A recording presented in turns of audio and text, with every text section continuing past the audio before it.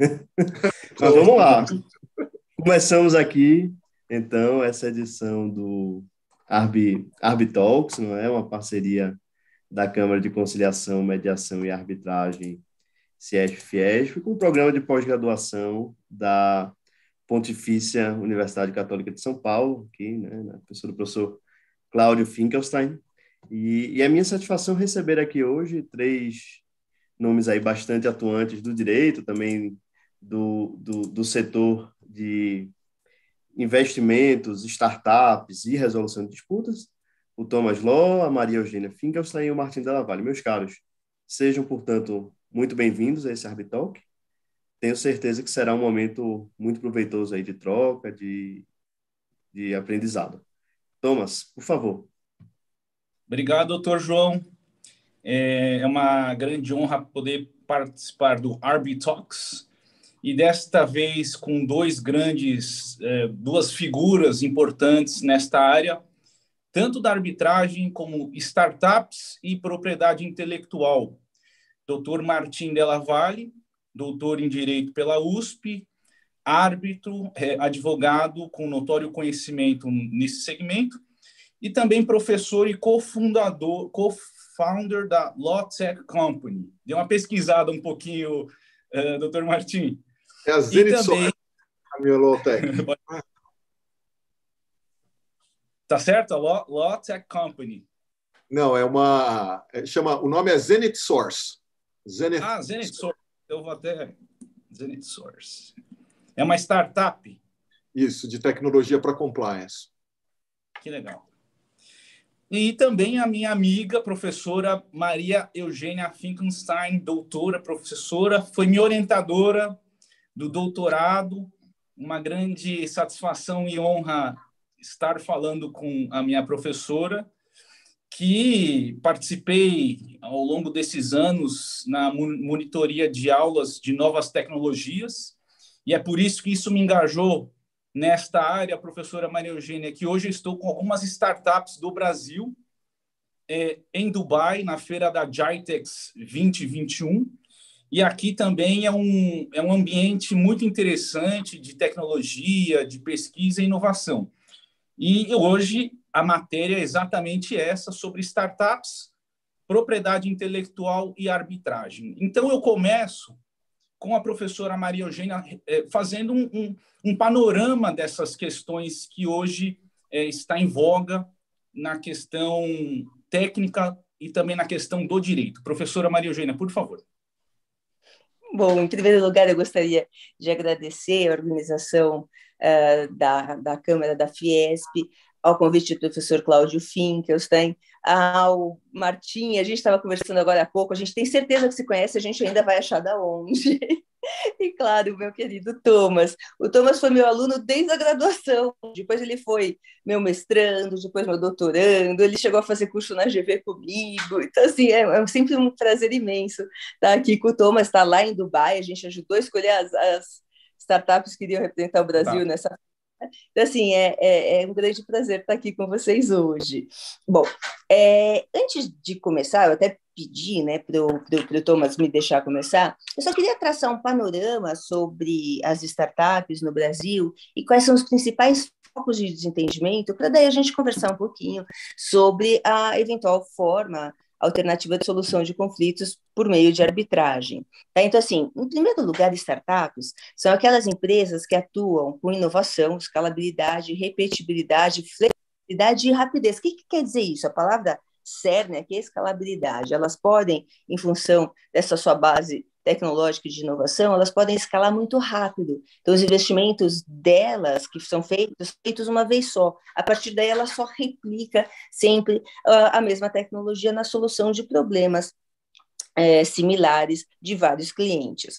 Então, assim, no Brasil, a gente tem tido independentemente da linha governamental, a gente tem tido muito foco em startups e empreendedorismo, tá? Então, assim, desde o governo Dilma Rousseff, com a lei de pagamentos que possibilitou as fintechs, na sequência com o governo Temer, e ele acabou nos dando a lei do investidor anjo, fora algumas inovações da CVM, a instrução CVM 578, 588, e depois mesmo com o governo Bolsonaro, claro que já é um governo de um viés um pouco mais liberal, mas a gente teve a lei da liberdade econômica e agora o recente marco civil das startups. Então, a gente nota que, independentemente do que é da linha governamental, a gente tem tido um foco do governo, seja de esquerda, seja de centro ou de direita, em startups. Só que o panorama não é assim tão azul. Elas enfrentam muitas dificuldades. O que eu quero dizer com isso? Eu quero dizer que cerca de 69% das startups hoje constituídas no Brasil têm um faturamento anual abaixo de R$50 mil. Além do mais, existe um conflito muito grande entre o empreendedor, a pessoa que tem a ideia, quer desenvolvê-la, e o investidor, a pessoa que coloca dinheiro naquela atividade. As startups são um foco de conflito muito grande. E apesar de serem um foco de conflito muito grande, elas estão crescendo e muitas vezes às margens de uma legislação. Só agora, em 2021, que a gente teve o marco geral das startups e que trouxe para a gente todas as formas de investimento. Qual o principal foco de conflitos? O empreendedor, como não poderia deixar de ser, é uma pessoa visionária, mas que normalmente de pouco poderio econômico, ele coloca tudo que ele tem na startup. O medo dele é que essa startup acabe sendo, vamos dizer assim, roubada, entre aspas, pelo investidor. Já o investidor, ele tem medo de investir num negócio de imenso risco. Vamos só pegar alguns dados. Cerca de 46 startups, 46% das startups constituídas no Brasil, 46% só passam dos 2 primeiros anos. 54% não vence a barreira dos 2 anos.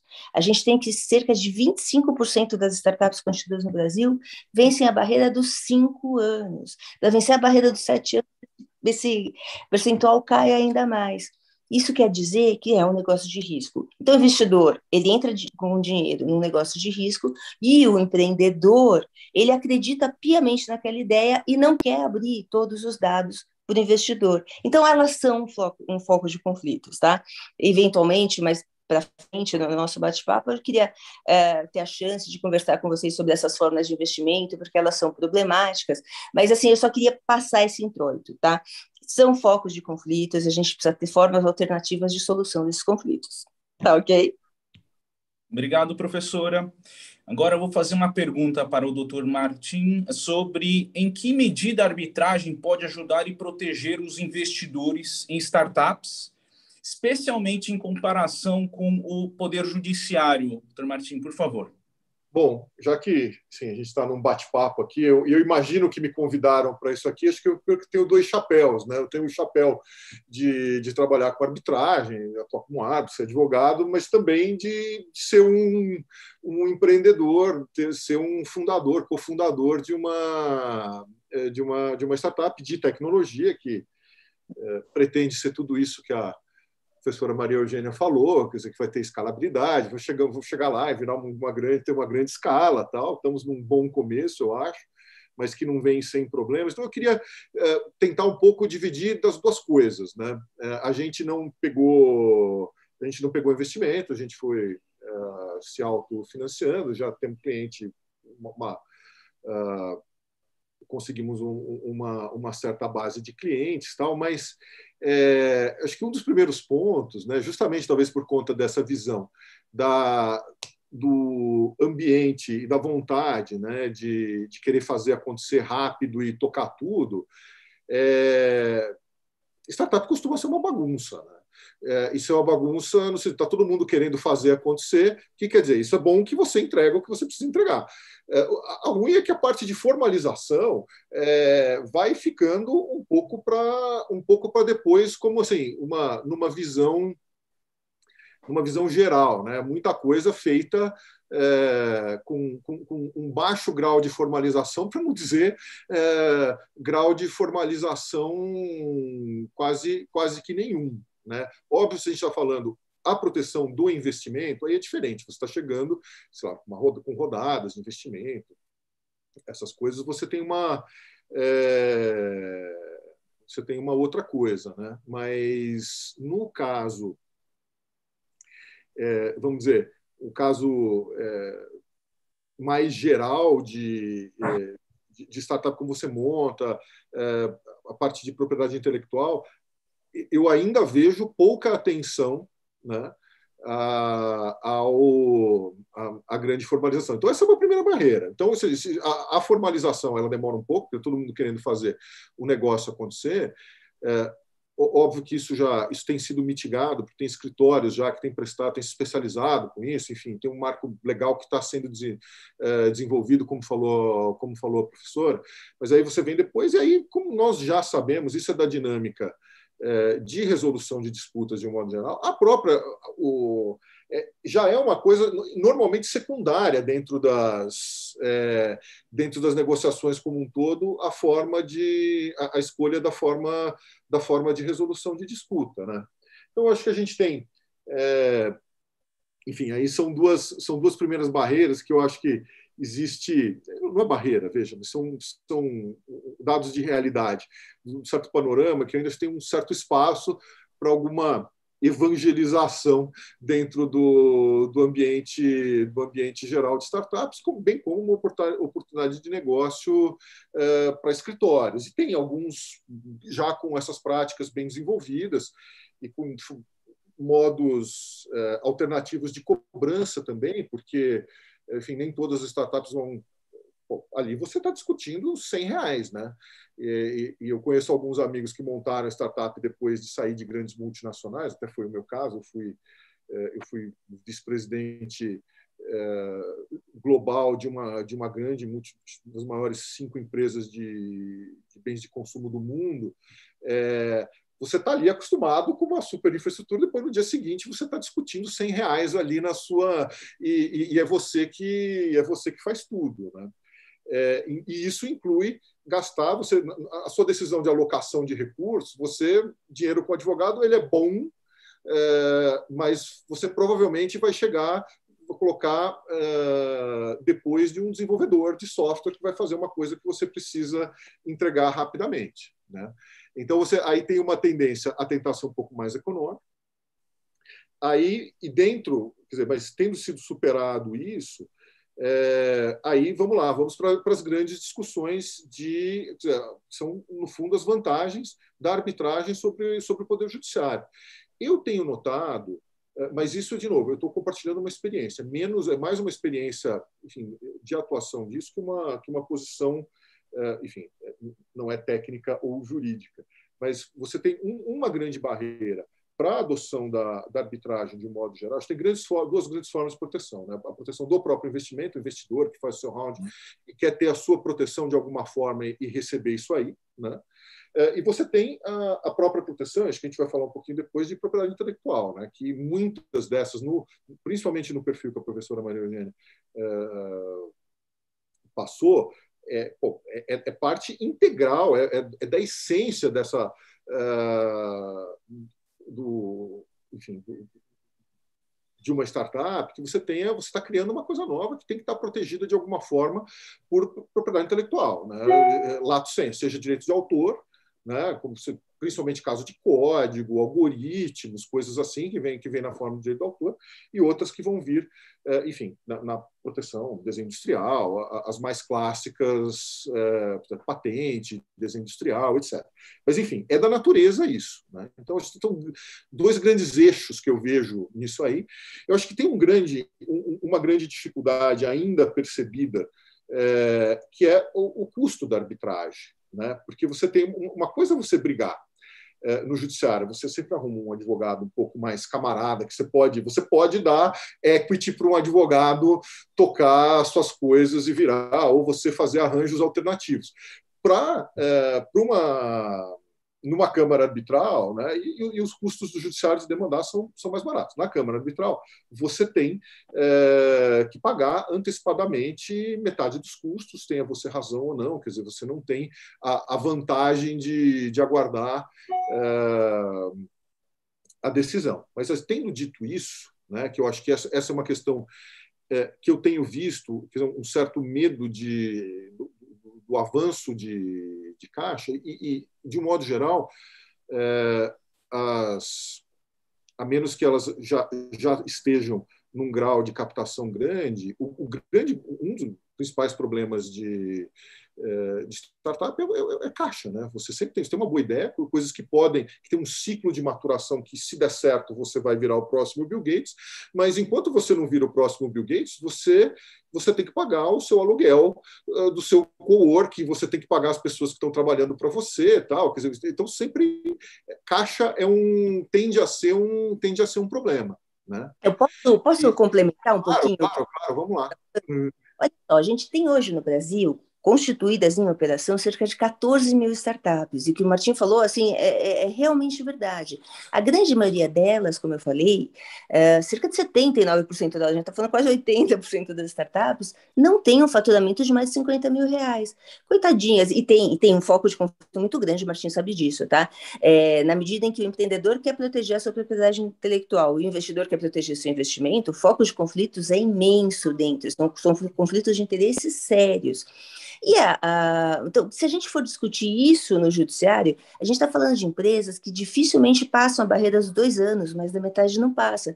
Então, assim, a própria morosidade do judiciário é um obstáculo, tá? Para discutir soluções de conflitos por meio do judiciário. Em contrapartida, e eu concordo totalmente com o Martim, não podia concordar mais, na verdade. Em contrapartida, para empresas que né, faturam tão pouco, você discutir por meio de arbitragem é sempre tormentoso, porque a arbitragem não é que ela seja mais cara. Eu acredito piamente, eu já vi várias planilhas nesse sentido, que você tocar um processo por 15, 20 anos, no fundo acaba sendo mais caro do que a arbitragem. O problema é que a arbitragem você avança as custas, né? Você avança das custas, e são empresas que normalmente não têm. Elas se beneficiariam muito do sigilo da arbitragem, tá? Até por questões de ideia, de propriedade intelectual, né, Martim? Seria ótimo para elas. E é isso que hoje existem vários projetos, eu já fui convidada por 2 ou 3 câmaras para isso, para desenvolver câmaras de arbitragem específicas para startups, tá? Para ver se rola. No entanto, o custo da arbitragem é muito alto. Os árbitros não vão resolver pendências por 5 mil reais. E vou falar, 5 mil reais às vezes é caro para startup. E são disputas difíceis. A gente vai falar de formas de investimento, né, Martim? Exatamente. Então, assim, Maria Eugênia, para levantar uma bola, sim, o que você acha? Tem um ponto, desculpa, Thomas, antes de você passar, eu acho que o ponto do sigilo é excelente, acho que vai falar mais dele, e tem um outro, não só para a propriedade intelectual, óbvio que, mas tem um custo de dano, assim... Sim, né, Martim? É seríssimo. Quem vai botar dinheiro numa startup que já estão brigando, tal? Estão brigando. Essa descrição não é novinho, melhor, não já só tá o tempo, a descrição, exatamente. O grande problema é dinheiro no tempo. Né? Eu não tenho dúvidas, né, da vantagem da arbitragem sobre o judiciário se a gente considera o tempo, mas esse desembolso, às vezes, ele é um pouco complicado. É instantâneo, né? Assim, praticamente. Exatamente. Pois não, Thomas, você tinha uma pergunta. Uma pergunta para os dois, na verdade. Qual que é a opinião tanto de você, professora, como do Dr. Martim? Já que os custos da arbitragem é super caro, e que a grande maioria das startups tem baixo faturamento, se justificaria ter árbitro único para as arbitragens. Se você concorda com isso... Só que veja bem, eu concordo, não sei, vamos já ouvir o Martim, acho que árbitro único seria uma excelente solução, mas às vezes ainda assim é caro. E mais, os problemas de arbitragem, os problemas das startups são muito específicos. Elas têm uma forma de capitalização de mútuo conversível. Mútuo conversível é sempre tormentoso, porque você faz o mútuo, daí você não entra no capital social e, eventualmente, se ela der certo, você quer entrar no capital social. O que muitas vezes acontece com o mútuo conversível, antes de ser até mencionado pelo Marco Geral startups, é que a essas alturas, quando você for converter em capital, as partes já estão brigando e você não consegue entrar com uma alteração do contrato social. Então, assim, se a gente for discutir isso no judiciário, para conseguir uma antecipação de tutela, você demora uns 6 meses, numa boa hipótese, tá?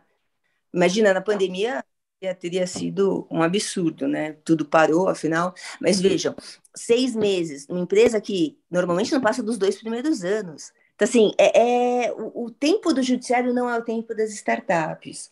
E mesmo que a gente vá para a discussão em arbitragem, ainda que seja por árbitro único, o árbitro único vai falar assim, olha, eu quero que então esse investimento seja capitalizado. E você muitas vezes ainda tem que recorrer para o judiciário, porque daí vai ter que executar essa decisão. Ou seja, os problemas de startups são sérios. Você não pode colocar qualquer pessoa para solucionar essas questões. E a arbitragem, às vezes, também peca, principalmente no mundo conversível, que é um dos principais problemas que a gente tem estruturais nas startups, é isso. Mesmo que eu tenha um laudo arbitral em questão de meses, ainda assim eu vou ter que recorrer para o judiciário.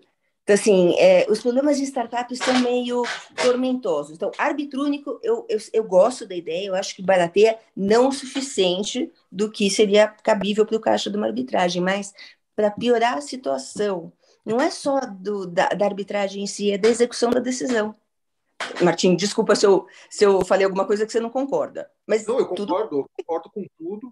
E veja, o judiciário não é muito melhor nesse aspecto, porque para você executar, você vai ter que ter uma sentença de mérito também, que vai demorar. Então você tem esse problema da execução da implementação do julgado, você vai ter em qualquer jeito. É só não ter a ilusão que com a arbitragem você não vai, como último, se a parte se recusar, você vai ter que ir para o judiciário. Né? A força...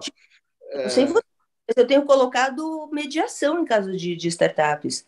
Eu acho que não é que a arbitragem seja ruim, pelo amor de Deus, eu acho que ela é muito mais técnica, mas se a gente conseguir mediar as partes antes de ir para a arbitragem, a gente já resolve um conflitão, sabe, um problemão e tira da frente, especificamente para startups. Então, tem várias câmaras sendo montadas especificamente para startups, tem os honorários mais baixos, vem árbitro único, então tem tido várias demandas nesse sentido.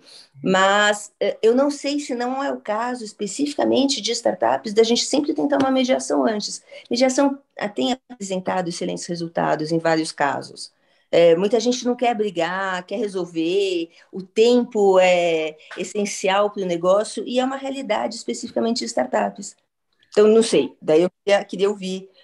Eu queria ouvir o Thomas, o que ele acha, ele tem liderado um monte com startups, o Martim. Eu tenho optado muito por isso quando o problema é em startups, tá? E depois arbitragem, sem dúvida alguma, mas a gente tem que pensar muito bem que câmara vai ser essa. E quem vai ser esse árbitro único, né? Precisam ser pessoas que conheçam os problemas. Sim, esse é um ponto importante. Desculpa, Thomas, eu estou falando um pouco antes aqui. Sem dúvida, tem que ter especialização, né? Enfim, tem que ser alguém que resolva. Eu concordo com a mediação, é sempre melhor. Como a negociação é ainda melhor que a mediação. Muito. Mas tem partes que você sabe, né, Martim? Às vezes as partes não tem mesa, né? Não, sem dúvida. Quanto menos você tiver enfim, um terceiro para decidir em nome das partes, é melhor para as partes, com toda certeza, tanto em tempo como pela qualidade da solução. Eu às vezes falo, quando eu sou árbitro, eu falo, tá bom, se vocês quiserem decidir coisas que são muito negociais, a gente decide para vocês, mas não lembrem que sempre vai ser o que a gente decidir aqui, nós nunca saberemos tão bem o seu negócio quanto vocês dois que são os envolvidos, né? Claro. Aliás, eu só quero fazer uma lembrança. Já existiram, tinha uma startup, eu não sei se ela existe ainda, acho que o nome era Kairos. Faz mediação, né? Então, era mediação. Eles tinham, na verdade, era para ter decisão já também, não era só mediação. Tinha um pool meio assim, aleatório de árbitros que eles iam decidir.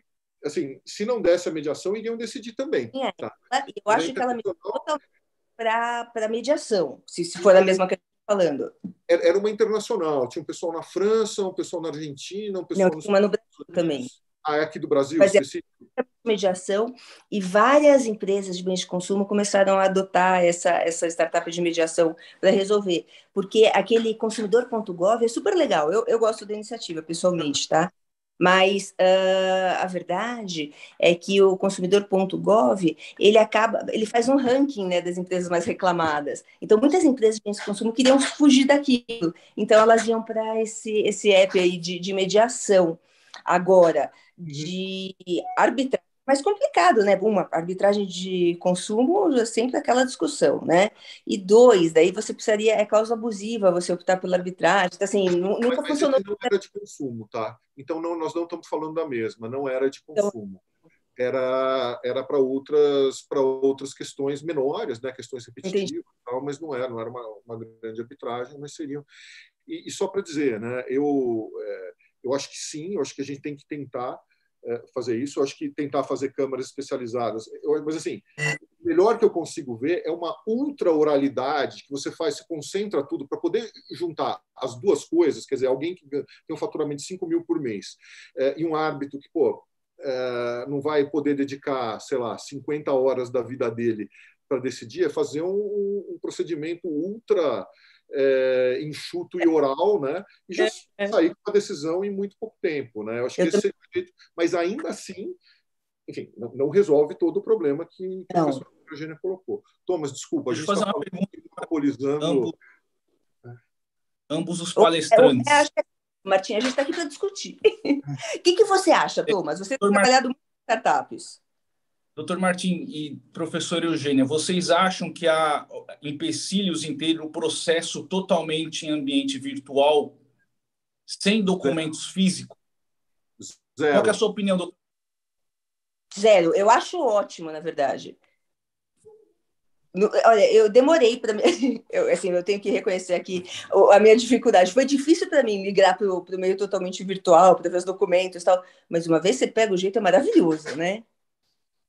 O que você ganha? Eu acho que faz 2 anos, pelo menos, que eu não recebo autos.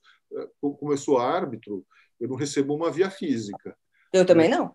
Meu lugar de depósito agradece.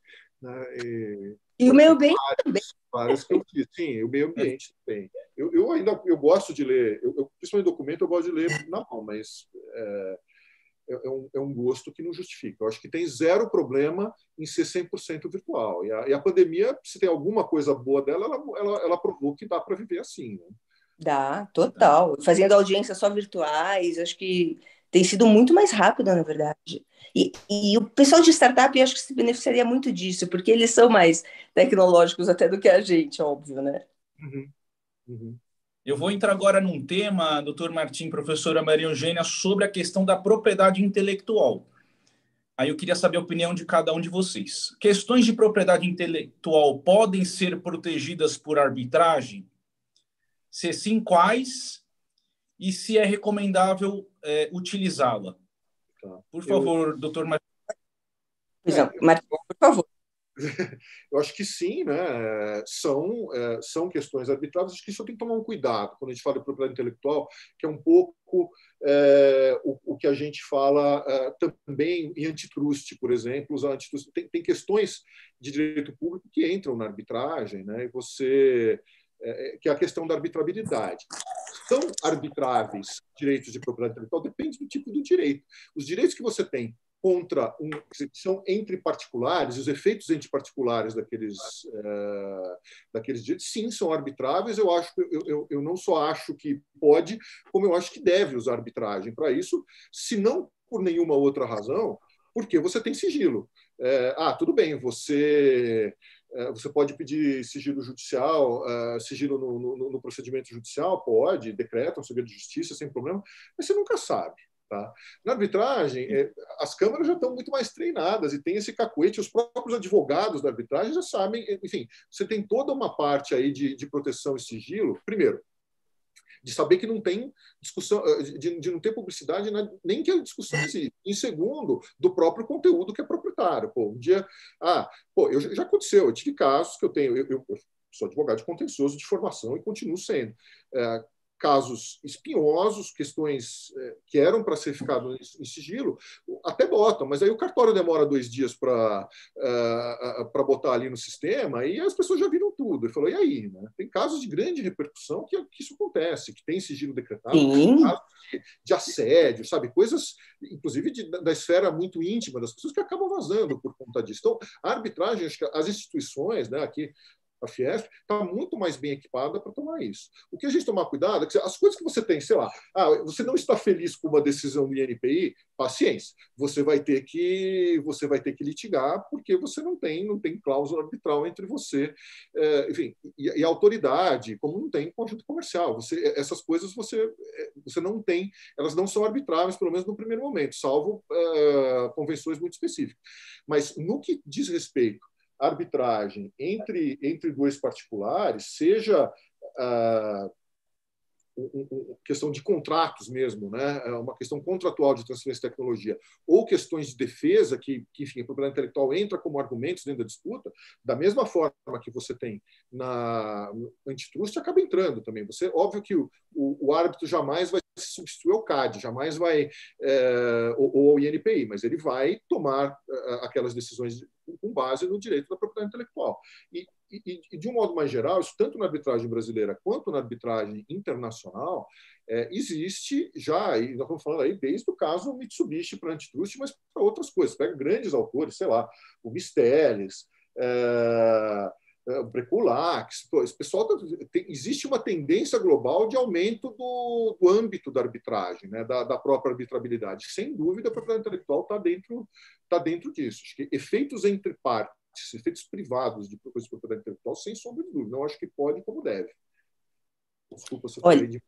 Eu adorei o que o Martim falou, eu concordo com tudo, eu só faria um comentário a mais, que o que eu tenho notado muito em trabalhando com startups, lembra que eu comecei falando, o empreendedor tem muito medo de que, enfim, que o investidor pegue a invenção dele, leve, roube, passe a ter uma participação societária imensa. Muitas vezes existe uma preferência por manter a propriedade intelectual em segredo. Sim, daí em evitar o INPI total. Tá? Então, assim, principalmente quanto a algoritmos que poderiam bem ser registrados até, quem sabe, como patente, às vezes como direitos autorais, mas, assim, eu tenho até o Facebook tem o algoritmo dele, o algoritmo Brands, que varia segundo 54 variáveis e é mantido em segredo industrial. Ou seja, eu vou proteger ele, mantendo em segredo, e ninguém vai ter acesso. Então, assim, talvez até porque o Facebook tenha moldado muito dessa geração, muito do jeito que eles pensam, eu noto que o empreendedor, muitas vezes, tem uma resistência muito grande a fazer o registro de propriedade intelectual. Ele tem essa preferência por manter em segredo industrial, mas você fala assim, mas segredo industrial é um risco, é caro, é dificílimo de manter. Mas, até a Ambev, o Martim, claro, trabalhou meio com ele, sabe, a fórmula do Guaraná é mantida em segredo industrial, sei lá, 60, 70 anos. É um saco manter aquilo em segredo, não é? É difícil. As pessoas acham que vão manter em segredo, ninguém vai descobrir. Óbvio que vão, vai ter um monte de gente atrás de um segredo industrial que cresceu desse tamanho. Enfim, tem seu custo para manter, mas o empreendedor, ele acha isso legal, especialmente quanto a algoritmos, tá? Quanto a softwares, quanto a algoritmos, eles preferem não registrar. O que faz que isso seja muitas vezes uma disputa entre as duas partes, entre realmente os dois particulares, o que faz com que, muitas vezes, o que se discuta em eventual arbitragem seja a propriedade daquele segredo industrial. Então, assim, eu peguei alguns casos, assim, por isso que eu me senti meio que na obrigação de fazer esse complemento, até queria aí ouvir, mas se vocês consultarem 100 empreendedores, vocês vão ver que 90 deles querem manter os seus códigos, algoritmos, software, tudo em segredo industrial. Assim, para eles, assim, o segredo tem seu charme, vou colocar, mas é caríssimo de manter, né? E muitas dessas startups não têm estrutura para manter uma coisa dessa em segredo industrial. O Facebook tem, claro, mas não são todos, né? O que eu quero dizer é verdade. Agora tem dois pontos aí. Às vezes, né? Enfim, consegue. Guaraná até hoje ninguém conseguiu. Ninguém conseguiu, nem a Coca-Cola. E ninguém consegue, nem dá para fazer igual. E nem o Facebook, está lá segurando seu algoritmo há muito tempo agora. As coisas que eu vejo a partir de agora, é só uma lembrança, né? A propriedade, às vezes eu acho que a proteção da propriedade intelectual, salvo em questões muito enfim, muito específicas, que são uma genuína inovação, né? Eu fiquei surpreso quando eu comecei a olhar algumas coisas, uma importância relativa disso, né? A ideia, assim, uma das vezes eu ouvi, falei, ninguém está ligando para sua ideia, cara, é como você implementa ela, porque... Eu vi isso também, muito bem colocado. Isso é muito mais importante do que ânimo. Mas é verdade, né? Energia. E a outra coisa é o valor relativo, porque a propriedade intelectual, vamos lembrar, né? Você nunca é, salvo coisas criativas, estou falando de desenho industrial, mesmo a patente, você nunca está protegendo o resultado, é a forma de chegar lá, né? Se alguém consegue chegar lá do outro jeito, sei lá, vacina contra a Covid, eu posso inventar a minha, desde que eu não use os processos que a Pfizer, a Moderna, as outras fizeram, eu chego também, né? Então, também, enfim, as pessoas conseguem chegar lá de outros jeitos, né? Então, também, assim, dê muita importância a isso, mas é mais importante, assim, você estar rápido no mercado e conseguir ter mais aceitação do que, pô, a gente já viu, cansou de ver, o Betamax perdeu do VHS, mesmo sendo uma tecnologia inferior. Não é só a propriedade. Você sabe por quê, né, Martim? Eles simplesmente não quiseram explorar o mercado de vídeo pornô, é isso. Isso acabou com eles. E não uma decisão errada matar. Né? E a outra coisa que me chamou muita atenção, não sei se tem gente de game aqui, o quanto é pouco protegível as dinâmicas de jogos. Né? Total! Desde que você, sabe, sei lá, Candy Crush. Pô, nem foi o primeiro com aquela dinâmica, né? Ou as dinâmicas de Infinity Run, tal, essas dinâmicas que você tem de joguinho, se você consegue fazer uma coisa legal, você faça o seu Pac-Man aí que você vai conseguir. Então, não faça exatamente igual, mas assim, certas dinâmicas não está... enfim, não é necessariamente a propriedade intelectual que garante quem vai ser o vencedor daquela batalha, aquela corrida de ver quem ganha o consumidor final. Né? Mas o investidor normalmente ele exige o registro e o empreendedor não quer registrar de modo algum. É um conflito muito normal nesse mercado. Uhum. Professor, eu tenho uma pergunta. Vamos lá. Mais uma pergunta, doutor Martim, que é o que vocês falaram, né? A vantagem de indicar um árbitro. Mas qual que é a vantagem de indicar um árbitro e contratar advogados especializados numa área com uma regulação tão específica? E a minha segunda, e essa pergunta vem em cima disso, convém usar usos e costumes como lei aplicável nessas situações, neste caso da arbitragem com propriedade intelectual? Eu acredito. Vamos colocar algumas coisas específicas de investimento, só para a gente ver os nossos tipos de conflito, tá? Existem formas de capitalização em startups que são um pouquinho diferentes. Claro, a gente tem o bootstrapping, que é o que o Martim falou, a gente coloca capital próprio. Bootstrapping, você vai lá, aperta lá a sua bota, assim, o máximo que der, e coloca o dinheiro lá. Pega, quebra o porquinho e coloca lá. E a gente tem formas de financiamento com parentes e amigos, que é chamado de love money. Você fala assim, putz, Thomas, eu tenho um negócio super bem, o Thomas é super meu amigo querido, ele fala, vou te ajudar nisso, Eugênia. Sabe que a ideia não é boa, mas ele quer ajudar porque ele é meu amigo. Isso é muito... Esse jeito de fazer negócios é muito típico do brasileiro, né? A gente se relaciona por emoção, por gostar, por ser amigo, é uma coisa muito tradicional nessa. A gente tem melhorado bastante no Brasil o número de aceleradoras e até de incubadoras, isso é um fato, foi uma coisa muito feliz, até o que o Thomas está fazendo lá em Dubai, tá? Eles têm um convênio lá com uma aceleradora, a Iglu, e eles escolhem, fazem pitches com algumas startups e levam para um ambiente mais internacional, como é o caso de Dubai. A gente mandou 2 agros, né, dessa vez, 2 agrotechs, que foram super boas, tá? Espero que todos gostem.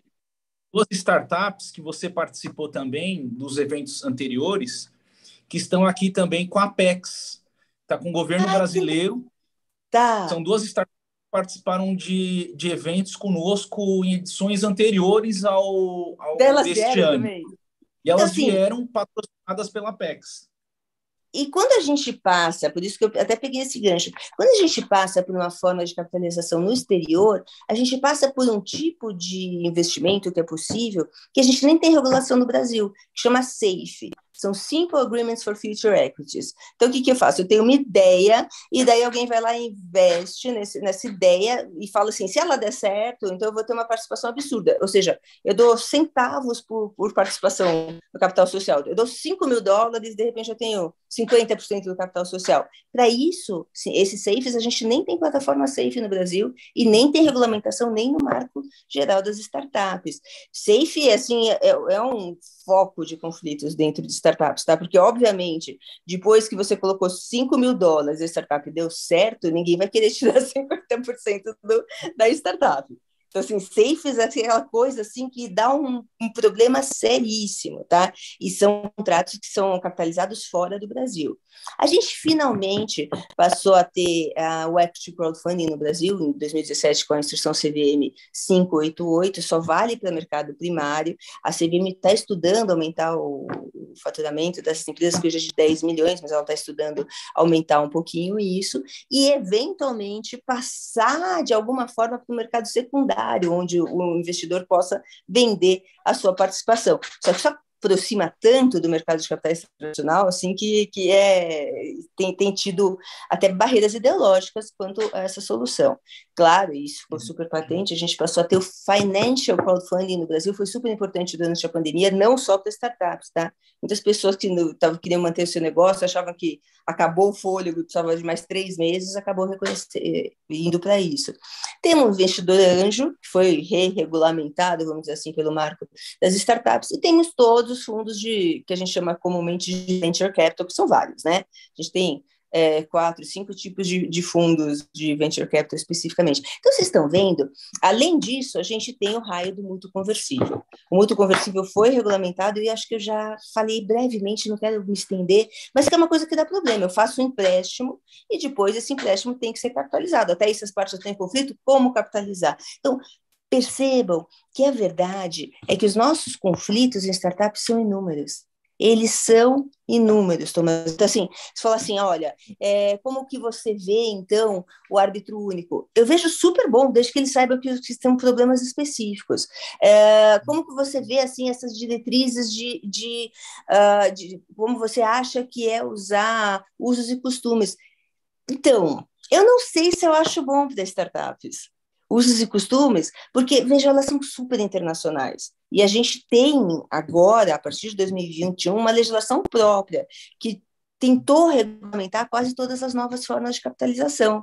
Eu sou super desconfiada, eu sei, o Martim teve uma formação diferente que a minha, muito mais internacional, é verdade, Martim, mas assim, eu sou muito preocupada em usar usos e costumes aqui no Brasil, porque a gente não tem, veja, e eu fiz esse levantamento para a Junta algum tempo atrás, fui contratada pela Junta para fazer o levantamento de usos e costumes. Eram registrados num livrão à mão.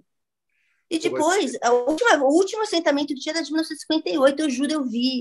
Assim, eu falo assim, como que a gente vai usar os usos e costumes para resolver problemas assim? Então, assim, por mais que eu goste, por mais que eu ache legal, e por mais que isso faça parte do direito comercial, eu não acho que a gente está preparado para resolver conflito por usos e costumes no Brasil, tá? Ainda mais em arbitragem, com árbitro único, em que a gente sabe que a grande maioria das pessoas fala, sei tudo de arbitragem, e vai ver, não é aquela coisa que elas trabalham, especificamente com startups. Você pode mandar tudo de arbitragem, startups são coisas diferentes, com conflitos muito específicos. Então, assim, eu vejo com relutância. Tá, Martim, pelo amor de Deus, assim, sua formação é outra, você é muito mais internacional, você estudou fora, então assim, pode ser que você curta mais usos e costumes, tá, do que eu. Fica à vontade para discordar. A minha tese de doutorado é sobre arbitragem por equidade. Então, assim, tá. do ponto de vista acadêmico, eu gosto muito de estudar coisas que não sejam exatamente o direito a letra fria da lei.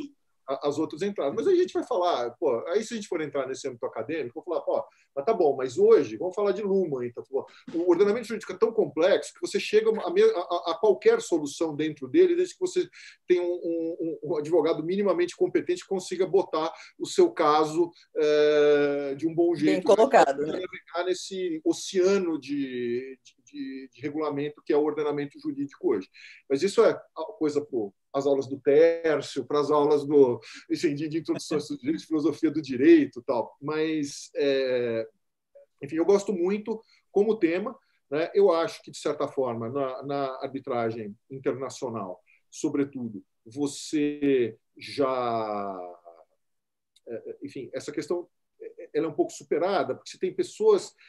você tem desde coisas que não são ordenamentos, lex mercatória, você tem pessoas, sei lá, você tem um argentino aplicando o direito brasileiro, então você tem essas coisas todas que, sim, vamos dizer, retira um pouco a importância do direito positivo muito duro, não é que tira a importância, relativiza que direito positivo você vai usar. Mas aí, com o meu chapéu de alguém que tomou muita decisão na vida, enfim, eu tanto como advogado de resolução de controvérsia, como executivo jurídico que tinha que tomar decisão a respeito das coisas, a gente nunca gosta de incerteza, ninguém gosta de incerteza. E você tende a ter mais certeza com o direito positivo, e quando você entra costume, quando entra essas coisas, quando o direito positivo não regula muito. Mas a professora Margida acabou de falar, a gente tem um marco grande, aí tudo bem, talvez esteja faltando algumas partes, mas você tem um direito positivo que já avançou bastante, né? Então você tem um enquadramento jurídico para isso. Eu acho, e de novo, na arbitragem, muitas vezes a prática funciona mais do que o direito. Vale muito mais quem você escolhe como árbitro do que qual é o direito aplicável. E a gente vê isso muito do ponto de vista internacional. Me lembro, eu fui secretário do Tribunal Arbitral muitos anos atrás, que eram 3 nacionalidades, era o país de um dos árbitros e o árbitro do país ficou vencido. Os outros 2 estrangeiros, que não tinham diploma nem autorização para advogar naquele país, votaram contra, e o cara botou uma opinião divergente, brava, furiosa, falando, olha, se alguém entende de direito desse país aqui, sou eu e não vocês 2. E ainda assim vocês estão decidindo errado, né?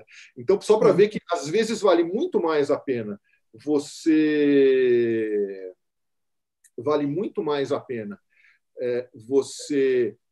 quem você escolhe, do que se você bota uma pessoa que está acostumada com este ambiente, Thomas, na minha opinião, esses usos e costumes vão acabar entrando na hora que você interpreta tudo aquilo, entendeu? Esse arcabouço do direito positivo que a professora Maria Eugênia acabou de dizer, eu acho que ele entra... Você não precisa autorizar a decidir de acordo com usos e costumes, até porque uso e costume, se você for na letra feira do Código de 1850, tem que estar registrado junto, né? Tudo bem, você vai... Já que não está na junta, o último foi de 1950 e pouco, vai ser o que o cara achar. Tá? E aí o cara que está na Faria Lima acha de um jeito e o cara que está sentado lá em Goiás está achando de outro. E, sobretudo, tecnologia, cara, desenvolvimento, tal, tá no Brasil inteiro, cara. Você contrata gente, eu contratei gente Tocantins para fazer coisa para mim. Então, assim, esse uso e costume você está na mão do árbitro. Então, é melhor você escolher um bom árbitro, que o cara sabe como é que isso funciona e vai trazer quais são os usos e costumes mais ou menos aceitos, do que você dar um cheque em branco.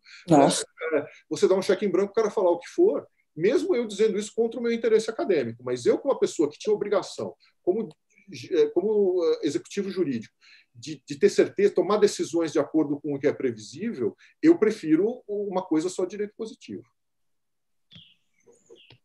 Não, isso é interessante, doutor Martim, que você está falando, porque também tem aqui que eu estou acompanhando em Dubai, na Apex, tem 2 startups do Espírito Santo, professora Eugênia, 2 da Bahia, uma de Minas, então você vê que tem uma pluralidade, né? Não Sim, elas estão no Brasil inteiro.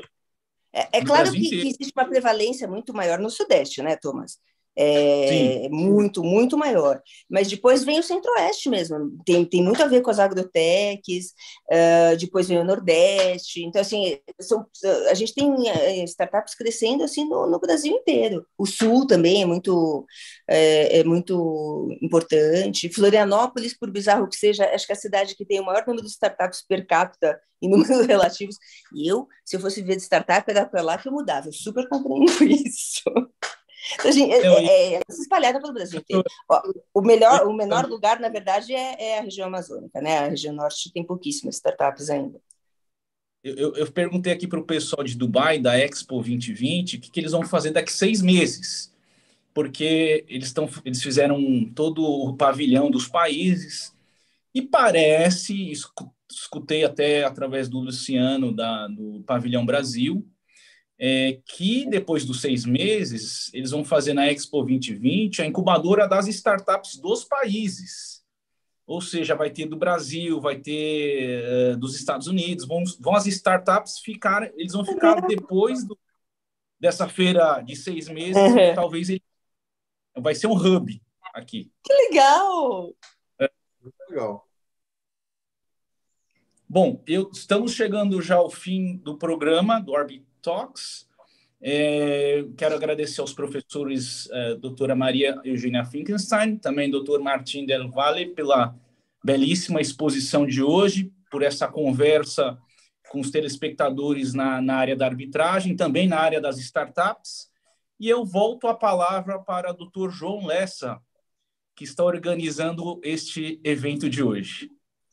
Ô, João, só antes de você falar, você viu a grande oportunidade de negócio para a Câmara, hein? Aí ele falou, tem uma demanda não atendida ainda pelo mercado. Tem mesmo, é um fato. Tem mesmo. Mas o problema é o custo, né? Como o custo é sempre problemático ter startups. Mas que existe, João, pensa nisso. Existem várias maneiras de lidar com os custos. É claro que custo tem que ser entendido à luz de custo-benefício, né? Não tem um modelo de subsídio que você possa transferir a despesa para a sociedade, como no judiciário, ou seja, não tem como ter gratuidade da justiça aqui, você precisa remunerar os profissionais. Mas eu noto uma sensibilidade no mercado de resolução de disputas muito grande em tentativa de ampliação desse acesso, inclusive para usuários como startups. Aí se falou muito aqui do árbitro único, certamente é uma ferramenta, mas também regulamentos de arbitragem expedita, né? Então, um regulamento mais pensado para se ter agilidade, para se ter entrega. Melhor gestão e técnica de mediação. Inegavelmente, a mediação ela tende a ser mais barata que a arbitragem, tanto no modelo de remuneração, principalmente quanto ao tempo, né? E aí outras externalidades, outras questões atinentes ao procedimento. Então, há muito a ser feito, mas há claramente uma resposta que se tenta dar aí no âmbito do mercado de resolução de disputas. Mas, meus caros, Thomas, Martim, Maria Eugênia, cumpre agradecer a presença de vocês. É tão bom a gente ver um debate, uma conversa, né? Tão enriquecedora e aberta aí por gente que entende de startup, entende de resolução de disputas. Fica aqui o nosso agradecimento. E o nosso agradecimento também a você que esteve aqui conosco assistindo mais essa edição do Arbi Talks. Uma boa tarde aí e um forte abraço para todos. Boa tarde, gente. Obrigada. Uma honra pelo convite. João, Martim. Obrigada, Thomas. Boa viagem aí. Representa a gente. Tá legal. Tchau. Tchau, Martim.